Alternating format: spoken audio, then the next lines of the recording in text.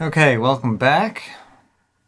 On this episode, we're gonna try and get some bass elements going on here and maybe start filling out the rest of the spectrum. Start using some stems and see what we can do with it.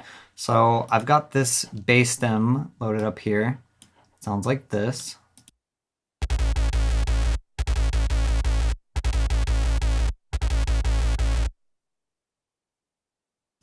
So I want to see how I can use that. So I'm gonna go ahead and just start chopping it up a little bit.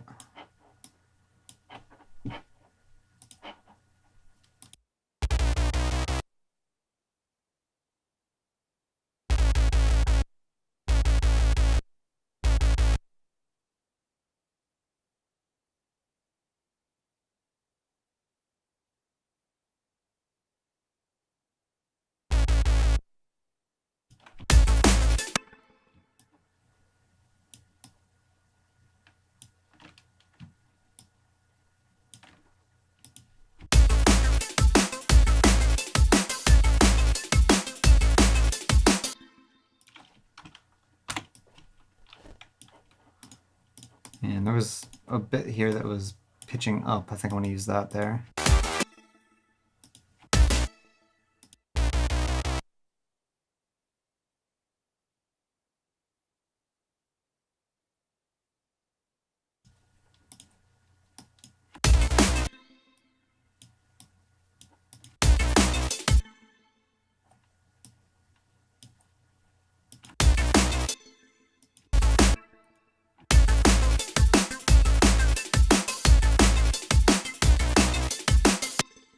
Okay. Go ahead and duplicate that. Now I want something in this space, so I'm probably going to take this first little guy here. Grab him.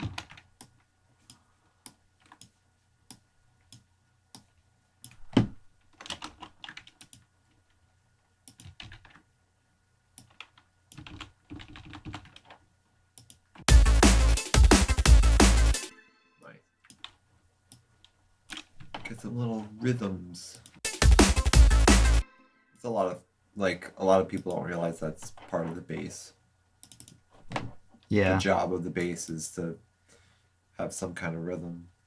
Well, I'm just saying, like short notes rather, more attack-based rhythm rather than just boom. Yeah. People approach it as like it's supposed to write another melody, which sometimes that's a good idea. But in dance music, it's generally better to have your bass act as a rhythmic element more than a melodic one. All right, so what I did here was I just gave it a little bit of a ramp up in volume. So I had this one down by about 6 dB, and then as it gets further on, it goes up, and this one's only down to -2. So it doesn't sound like it's just the same exact clip over and over again. It's kind of more of a subconscious thing for the listener's brain, but it just sounds better.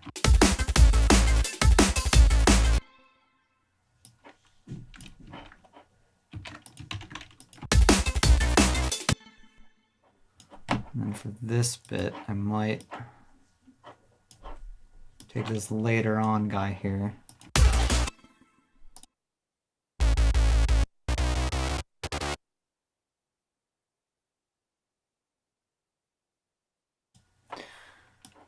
Use that little bit higher pitched up one just to complement the pitch bend here.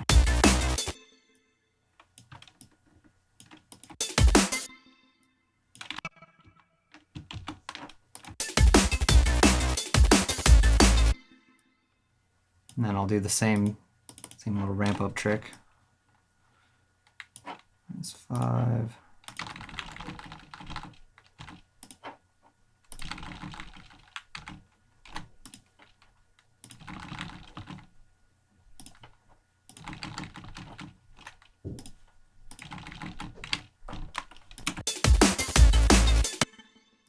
Okay. So I'm going to actually delete this and reduplicate. All right, let's just take a listen to that.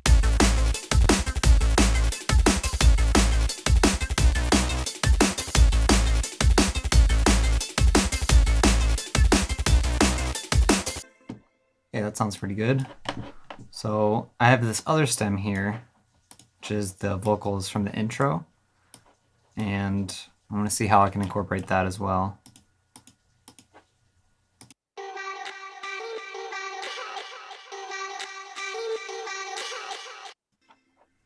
I want to take that part where she says, hey.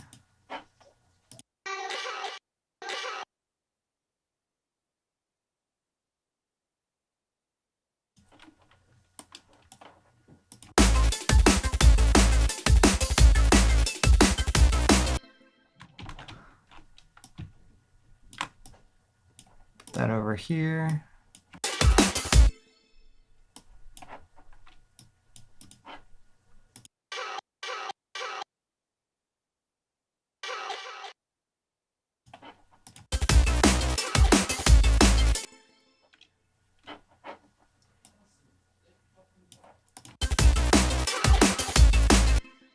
All right, see what else I can take from this.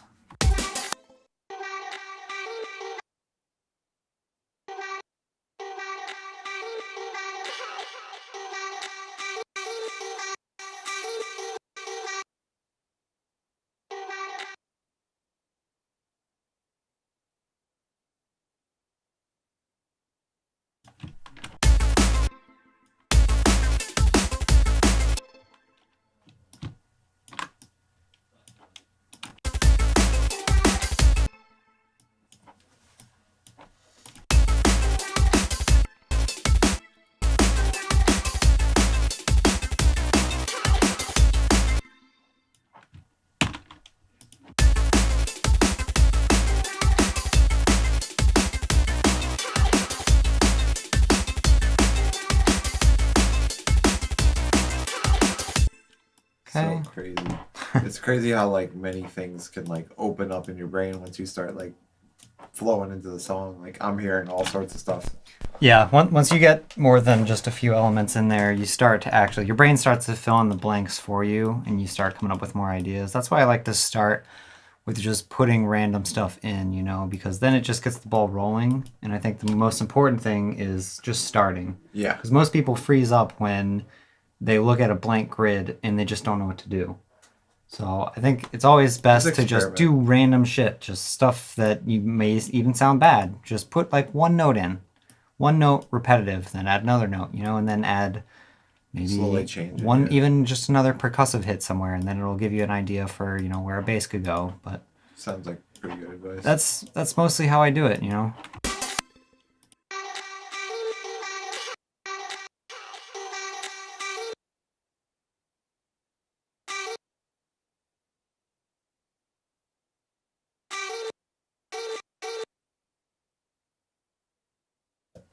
Oh. There's a lot of percussive elements in that, and the vocal parts. Yeah. Little short staccato. A lot of like. Not sure if I'll be able to use this a little bit.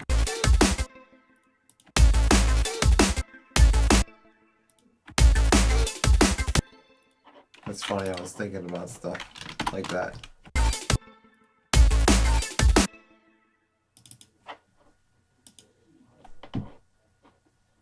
You know what we can actually maybe try doing is, let's make another track here. Bring it down here. And let's warp it a bunch. See if we can get some cool like granular textures.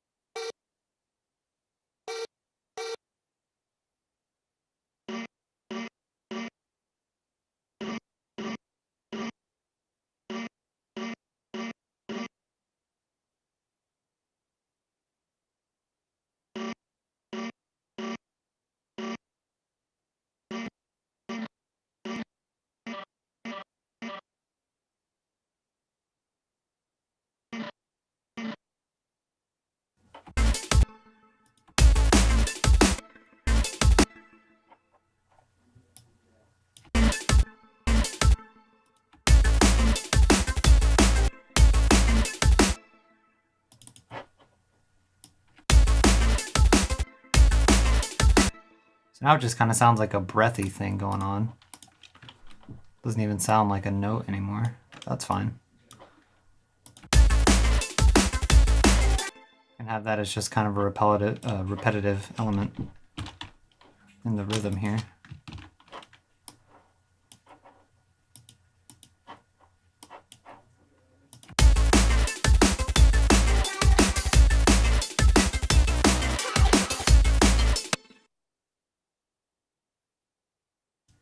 I might try putting a delay on it and maybe some reverb too, just to make it a background element.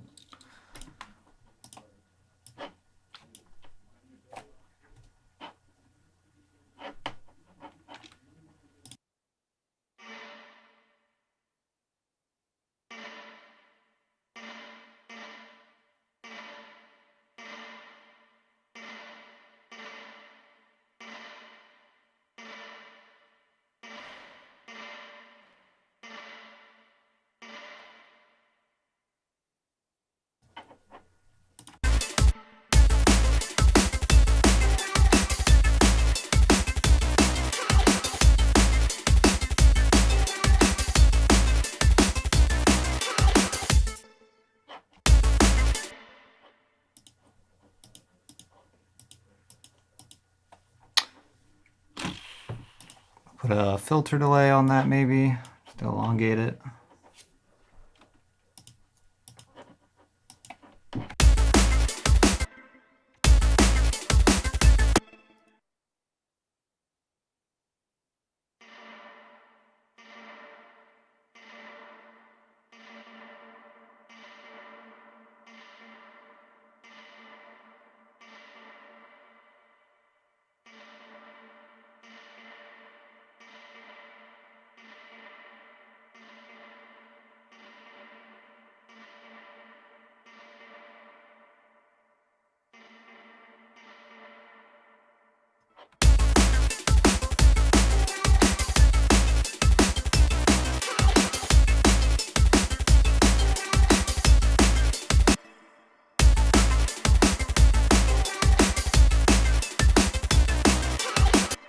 Now, it doesn't sound like much, but this kind of stuff really adds up in your mix when it comes to creating a sense of depth.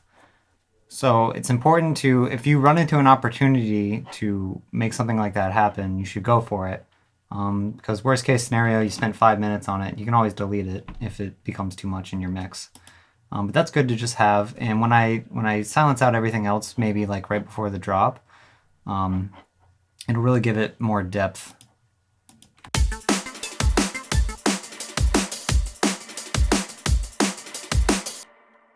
Just to help in creating dynamics before the drop.